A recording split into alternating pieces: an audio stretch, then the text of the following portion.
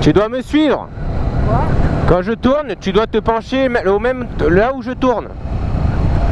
Ça va pas. Quand je tourne à gauche, tu dois te tourner à gauche. Ok.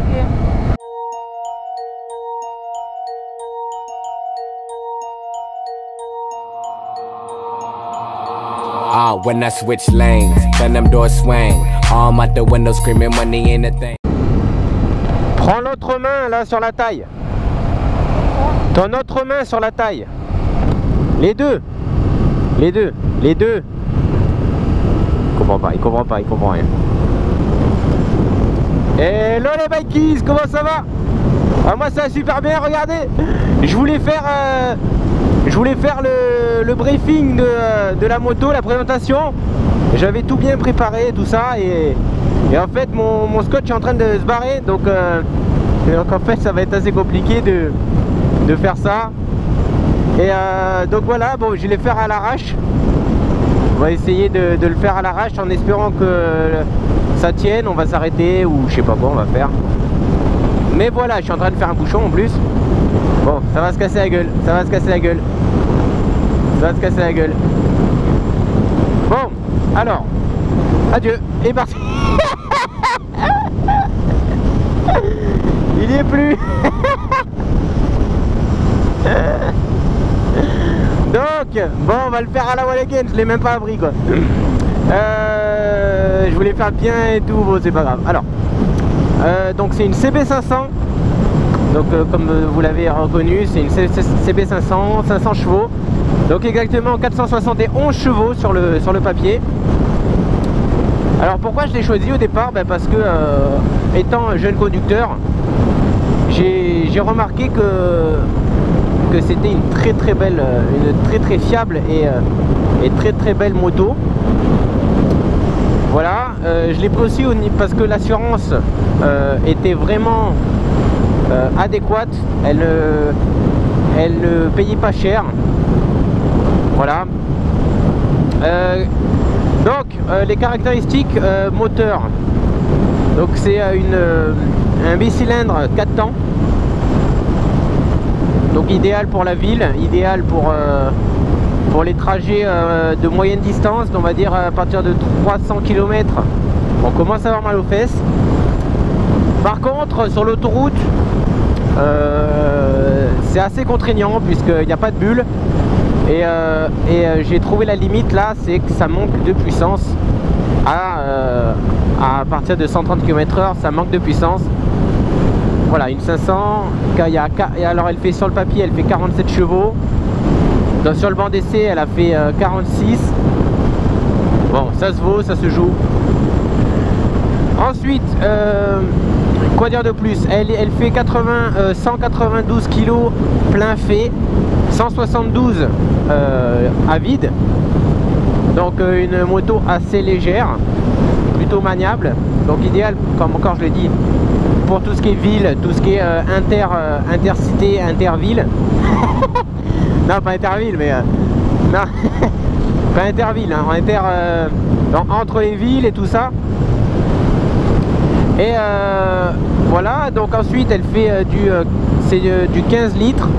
Le réservoir, il y a une capacité de 15 litres, on peut faire à peu près 350 bornes avec. Voilà. Donc ce qui est assez... Oh.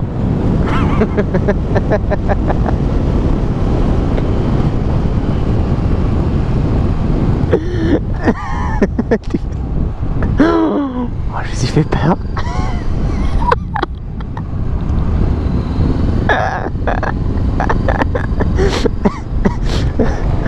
Excuse-moi. Excuse-moi. En fait j'ai voulu rupter, j'ai oublié que j'avais pas mis l'embrayage.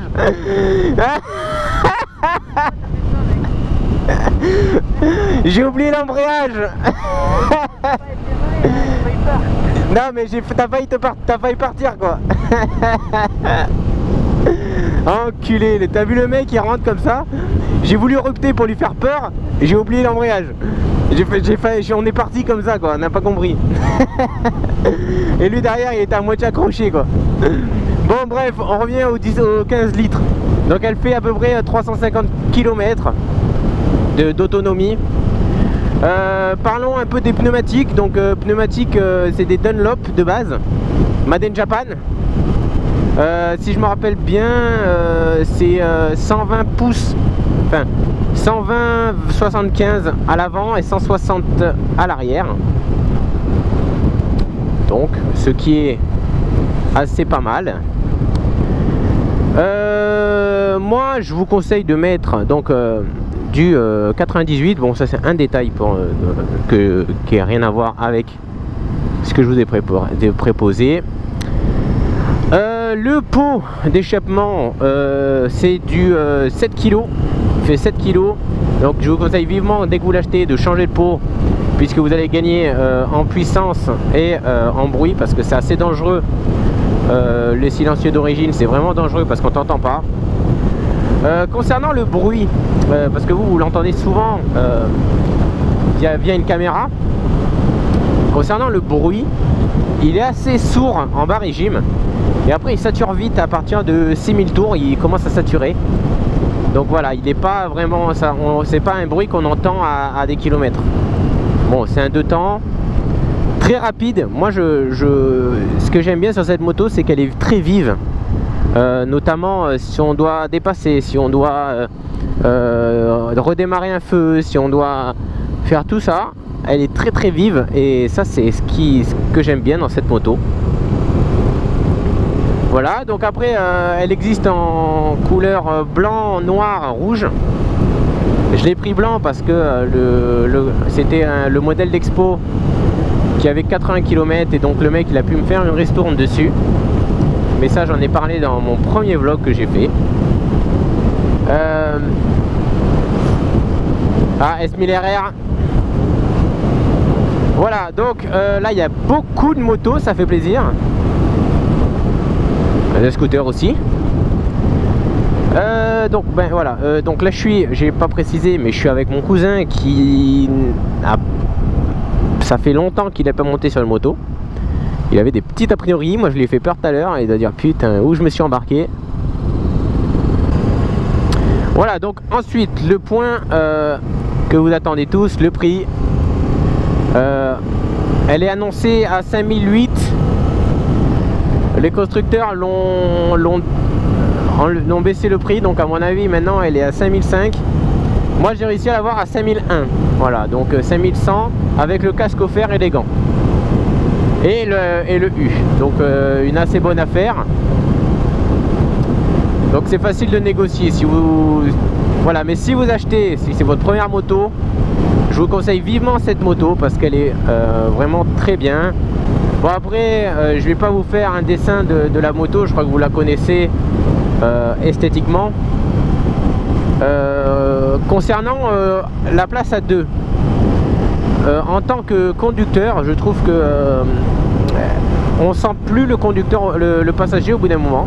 Et voilà. Ensuite, question la selle arrière. Donc bon, je l'ai pas essayé. Mais Madame Victoron m'avait dit qu'un jour on était allé à 7, donc c'est à peu près à 3 quarts d'heure. Donc 3 quarts d'heure de route, elle avait mal aux fesses. Donc voilà, on va dire, on va compter 100 km, on commence à avoir mal aux fesses à l'arrière. Je sais pas après si c'est bien ou pas, mais c'est à peu près l'idée.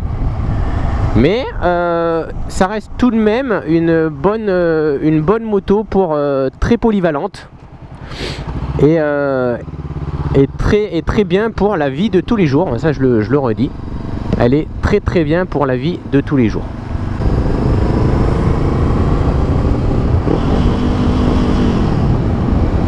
Allez. Oh, tracteur, qu'est-ce que tu fais là?